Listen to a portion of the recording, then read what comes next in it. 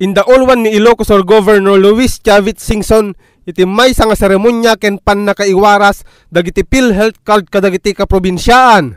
Babaen iti panang bayabay iti Vice Gobernador Deogracias Victor Sabelliano, Dr. Winston P. Aguirre, Dr. Helen Tobias, Dr. Carmelisa Singson ken dagiti opisyales iti gobyerno probinsyal na ipaayan kadagiti lumugar iti PhilHealth card. Gapu nga rod saan amin nga mabenepisyaran kadaytoy nga programa ket saan nga nakatendar dagiti laeng sangapolon nga individual iti personal nga nakaawat kadagiti ID card. Numan pay kasta inpakaammo met iti gobernador nga pakabuklan iti nasurok 3,000 nga kanayonan iti PhilHealth beneficiaries ket maiyawat met lang kadakwada dagiti PhilHealth card babaen kadagiti Chief of Hospitals. Gapu kadaytoy napalaos met nga panagyaman iti impadanon iti ama ti probinsya.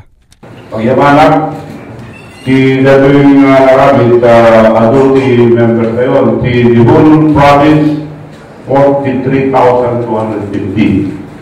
Di solo di probinsya, 3,250. So, dito yung benepisyo na katulong sa dito yung probinsya tayo. Ngayon, nung pinabas ka, kaya ni nung sabi na kabalin na, i-member namin. Ngayon, hangpala ka kapela di probinsya. Ngayon, nung kapela di probinsya, ngayon kayo dinawin.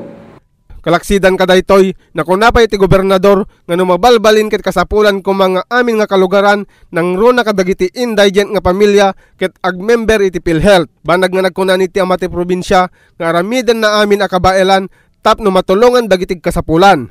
Kamaudyan na siraragsakmet dagiti lumugar nga nakaawat kadagiti PhilHealth card agsipod tadakkel at tulong daytoy para kadakwada.